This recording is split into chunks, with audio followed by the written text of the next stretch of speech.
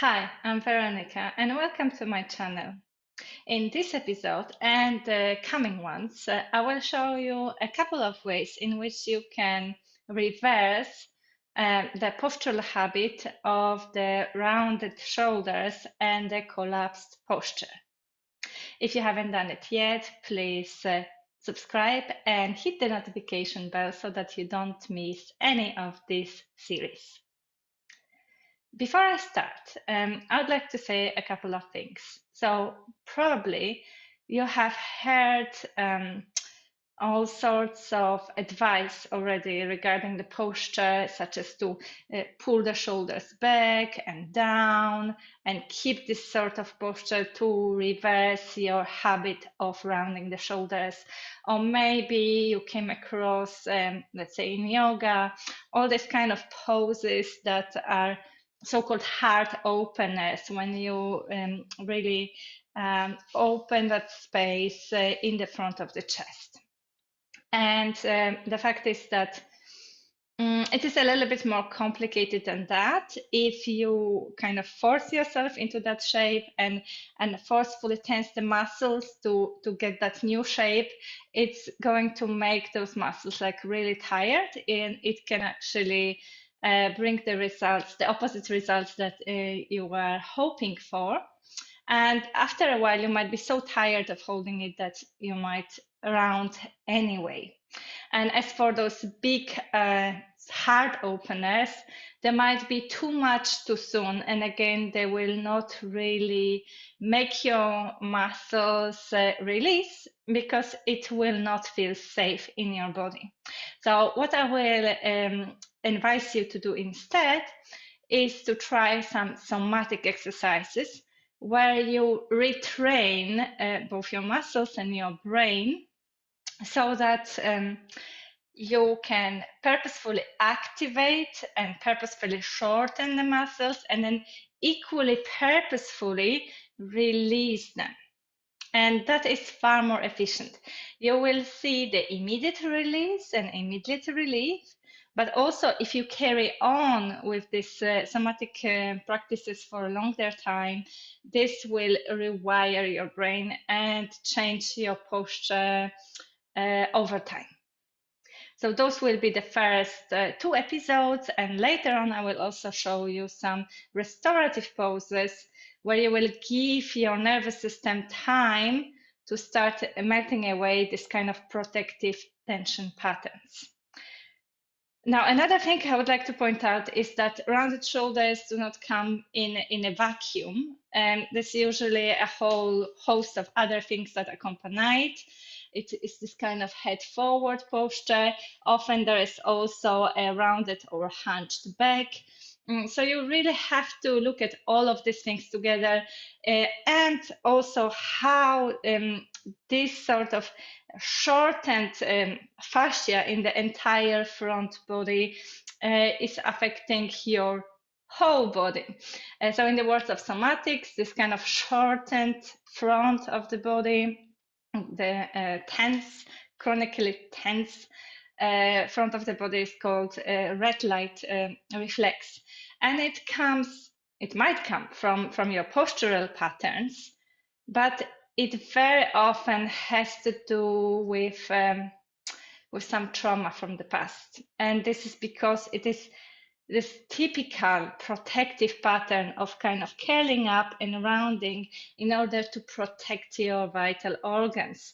So sometimes you might do all those exercises that you might find in the YouTube or anywhere else, and they will not make any significant or long-term effect because it did not address the kind of trauma that is still trapped in your body, and you would need to gain the sense of safety before. But saying all of this, you can definitely still benefit from whatever I'm going to show you today and in the coming episodes. And I would definitely encourage you to share all your experience. And if you have any questions, please feel free to ask in the comments. You won't need any props for this practice, and it's going to be entirely lying down. You can lie directly on the ground or on the mat as you wish. Okay, so let's get started. So lie down on your back, and as you're making your way down, perhaps you feel like moving a little bit first, so that you can settle in a place that feels most comfortable for you. So allow your body to make those micro movements, so that when you land, you can rest as much of the weight of your body into the mat comfortably as possible. And allow your arms to land wherever they want to land, however you want them to be right now. And try to find a place, the position with your knees bent and feet on the mat where you feel like you have all the natural curves in your spine and there is no tension anywhere in the body. And we'll begin with observing, with noticing. So you could imagine that you were immersed in ink or in paint, and then lie down on a piece of white paper and visualize how that mark on the paper would look like right now. And what interests you today in particular is the mark of your shoulders on that piece of paper, imaginary piece of paper. So you might notice how your right and left shoulder blade rests on the ground right now. And maybe one feels more flat or kind of resting heavier on the mat than the other, or maybe there are some different angles at which they're resting. So notice whatever there is to notice. You can also observe how big is the arch in your lower back. Get that felt sense. So it's not something that you look at, it's more something that you feel, that you sense. And the same goes for the arch at the back of the neck. Maybe what you see when you look up at the ceiling, which part of the ceiling you see. And also that felt sense of where are your shoulder tops in space. So again, you don't really need to look at it. It's more about the felt sense. Maybe which parts of the arms and hands are now resting on the mat. Anything that there is to notice, give it some time to notice.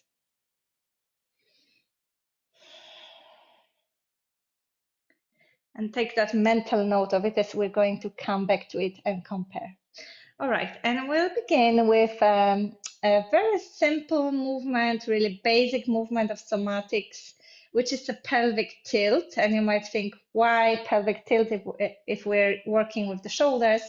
But our bodies are all really closely interconnected. So trust me, there is a lot of connection between the pelvis and the neck and also the whole shoulder girdle. So the way we're going to do it is that the pelvis doesn't lift, it stays on the ground and it rolls. It rolls forward and it rolls backward. And there are many ways you can think of this movement so that it's easier for you to create it. I like that image of two handles sticking out from the pelvis, and I can imagine that you're rolling a dowel, rolling your pelvis forward, and that creates that big arch in the spine and some response in your neck. You can watch for yourself what happens to the neck when you're in this arched shape. And then you rotate the pelvis the other way, the opposite way, which will make all your back to stick to the mat closely. And again, it will create some response in what happens to the neck and where is your chin in space. So you can go between these two. And it's not really about making this movement as big as possible. In fact, it can be quite small. What matters here is that this movement is smooth, slow and smooth. It has to be slow because that's the only moment where only with this space you can really notice.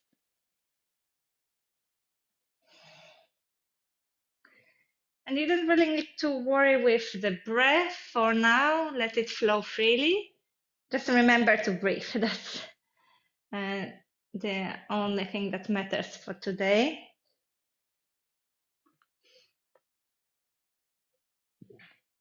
You might notice that there is a relationship between your pelvis and your neck as you create this movement.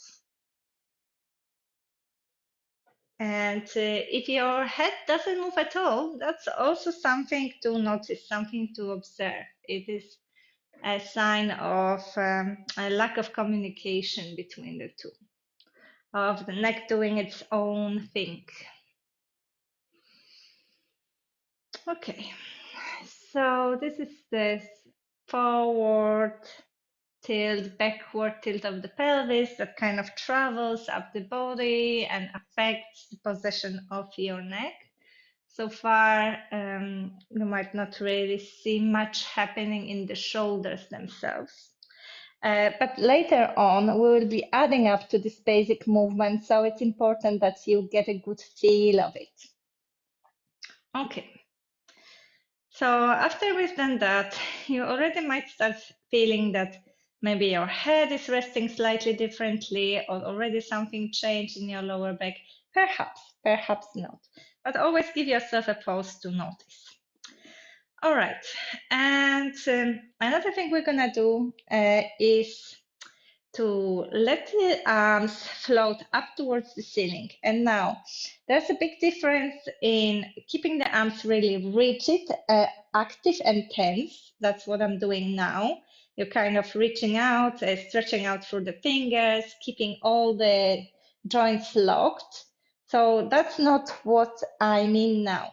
See if you can imagine as if your arms were kind of half fluid. They were like a seaweed and they were floating in the water. So they are kind of weightless. When they're really vertical, you don't really need to use your muscles much. They can kind of find some softness in all the joints and sink. And what happens then is that your arm bone will sink deeper into the shoulder joint. So observe for yourself that difference. And the first thing we're gonna do is to, so you're gonna give yourself a hug. So it's not a tight hug, it's a relaxed, comfortable hug. All you need to do is to place the hands on opposite shoulders so that your arms can rest. You're not holding it rigidly. Again, your arms are comfortably resting somewhere on the chest. And you will try to immobilize the lower portion of the body. So the feet, the legs, and the pelvis will stay as if it's made of stone. It's not gonna move. What will move is the entire upper body. So this is gonna just create a little bit more mobility in the upper back, which is again just part of the broader picture. And it's nice to begin with that. Okay, so what will rotate is the whole upper body together. So that means the spine, the shoulders, and the head all as a unit. And you will feel that one shoulder blade lifts off the mat as that happens. And then you return to the center. And the same goes on the other side. So remember, you want to keep the lower body as still as possible. No movement in the legs, very little movement in the pelvis. And then rotate the torso in opposite direction. As you can see, my shoulder blade lifts off the mat. The head turns, not as a separate movement, but because the neck is connected to the spine. So they move together. It's inevitable. And you can do that from time to time, from side to side. And again, it's not about reaching as far as you can. It's not about doing it fast. You go slowly, but in a very fluid motion. As smoothly as possible. Remembering to keep the lower body still. The lower body is still, the upper body moves together as a whole. And just a couple of these will be enough. After you've done that, you can let your arms float up towards the ceiling again. Remember, not a rigid reaching with all the arm muscles tense, but that kind of floaty feeling where you already allow your arm bones to sink deeper into the shoulder joint. And we're going to use visualization. It usually helps. So you can imagine that you have some strings attached to the fingers of the right hand. And there is someone that pulls by those strings. So it's as if some force was pulling you up by the fingers. And as that movement travels through you, it will make your shoulder blade peel off the mat. And then the more important part is the lowering. So you go super slowly, you lower that shoulder blade very slowly, and at the same time you can bring the image of spreading the butter, or maybe peanut butter if you're vegan, on the toast. So you really want to spread that shoulder blade wide and heavy on the mat or on the ground. And let's do it a couple of times on this side. So imagine that something pulls you by the fingertips and that shoulder blade, as a result of this movement, peels off the mat. So it starts from the fingers and shoulder blade lifts only because the whole arm was lifted. And then very slowly, like in a slow motion, you lower it and spread it wide, wide, wide. But the arm remains roughly parallel, vertical and perpendicular to the floor. And you could try one more time on this side.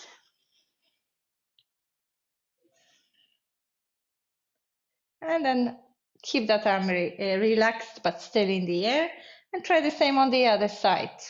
So imagine that you have those strings attached to the fingertips, something pulls by the strings, and that makes your shoulder blade peel off the mat, and then very, very slowly lower the shoulder blade, spread it wide, wide, wide. Find that lightness in both arms. And again with the left one. Imagine that external force pulling by the fingers so that the arm and the shoulder blade together with it lifts. And then slowly, slowly lower it wide and broad. And you can do it one more time.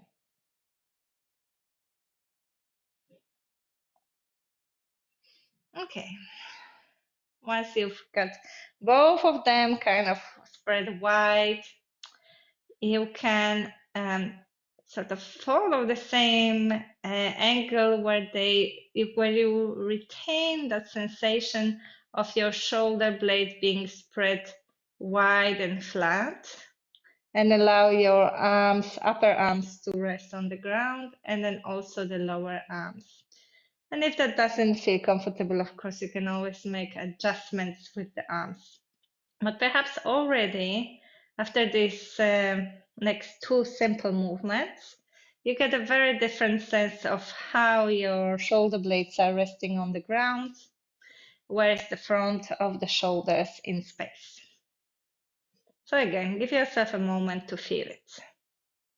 And you might feel, it's very possible, as we're all asymmetrical, that one shoulder feels much higher up than the other. So the next one is going to, in the next one, we're going to work just on one side. Maybe you can have the arm resting somewhere on the ground and place your other hand on the collarbones. You might really feel for that anatomy, visualize it by touching your own body. Where is the sternum, the breastbone, where the collarbone starts and how it follows. And on the back side, how it joins with the shoulder blade. And you can keep your hand on the front of the shoulder, that upper chest just on the side. And you can lift the top of the shoulder into your hand and then slowly release it to the ground. So you're pressing the shoulder, the front of the shoulder into your hand, lifting it, and then you slowly undo it. Let it release and soften. Maybe go one or two times in the same direction.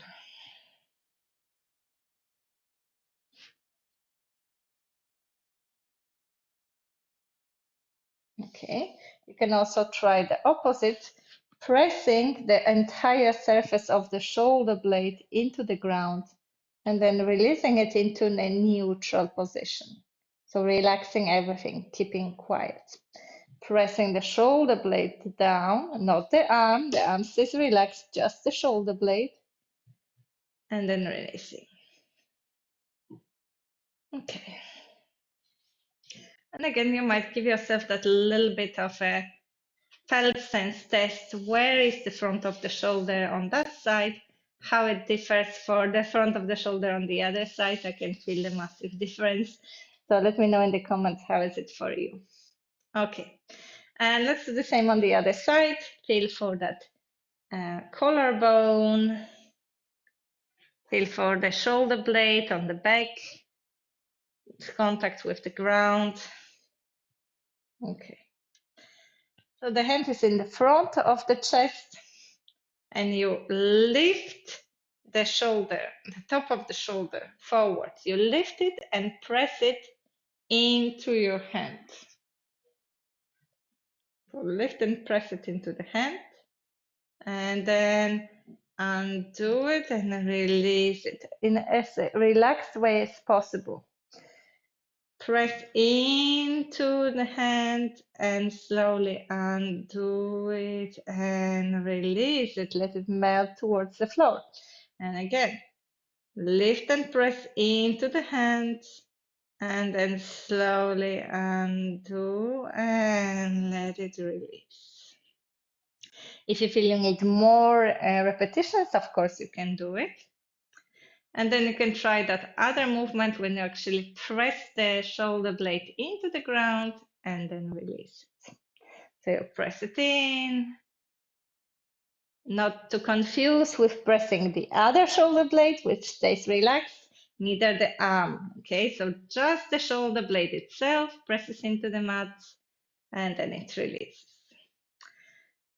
Okay, again, feel for the right and left shoulder, that felt sense of how your shoulder blades rest on the ground, how high those tops of the shoulders are in the air, maybe where is the curve of the lower back, where is the curve of the neck, how it's changing with time. And I'll show you just one more thing here. And that will require a rotation of the arm around their own axis. Now, an important part is that you could rotate only your lower arm without affecting the shoulder. And that's not what interests us. That's not going to do anything for your shoulder, right? So when you rotate from the shoulder itself. You rotate the entire arm. And when you rotate it all the way outwards, you might eventually end up resting with the thumbs pressing into the ground. And you might feel that your shoulder blades are pressing into the ground. The opposite movement, you rotate the arms and shoulders inwards, that will make the tops of the shoulders lift a lot and create that space, shorten that space in front of the chest. You could do that. You could also even lift the arms and press the backs of the hands into your thighs. So you really purposefully contract even more that space in the front of your body that usually is contracted. And then you slowly release it and come into some neutral space. So one extreme is rotating the arms outwards and feeling that your shoulder blades press into the mat as you do that. And the second movement is rotating the shoulders inwards, maybe even lifting the arms, creating that really shortened space in front of your chest. You could also add to that the movement of the spine that you know from the first exercise we did. So there is a pelvic tilt that creates the arch in the spine at the same time as you rotate your shoulders outwards. You might feel that your neck and chin change its position in space as well. You come to a neutral, and the second position is when you press your back into the ground, but you round your shoulders, and you might feel that your shoulder blades, that outer edges of shoulder blades, lift a little bit. And then again, you return to a neutral position. If you want, you can add a breath to that, but don't worry about the breath today. So there is an arch in the spine, a big arch. The arms rotate outwards. And then you can release it. And then the whole back presses into the ground, but the front of the chest shortens. And then you return to neutral. You might do that one more time and a slightly more, or couple more times in a slightly more fluid and smooth way. Maybe inhaling when the front of the chest opens and exhaling when it closes. Allowing the pelvis and the head to participate in that movement as well.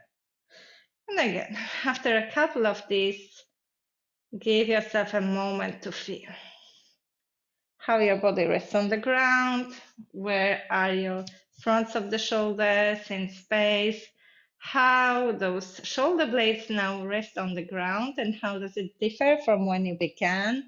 What would be now that shape, that imprint, if you were lying immersed in ink or paint? And maybe also what happened to the pelvis and neck, as that's all part of the entire chain. You cannot work on anything in isolation. And after that, you can also roll and come up and just check how it would be to sit upright. And does it feel any different than usual? Let me know in the comments below if you felt any difference, what have you noticed? If you have any questions, feel free to ask as well. If you liked it, give it a thumbs up. And don't forget to subscribe so that you don't miss the future episodes. If you would like to work with me one-to-one, where I will look at the whole of you and all the aspects, not just physical, but also mental, check out my VIP health program. It will be linked in the description below. I look forward to see you next time. Have a great day.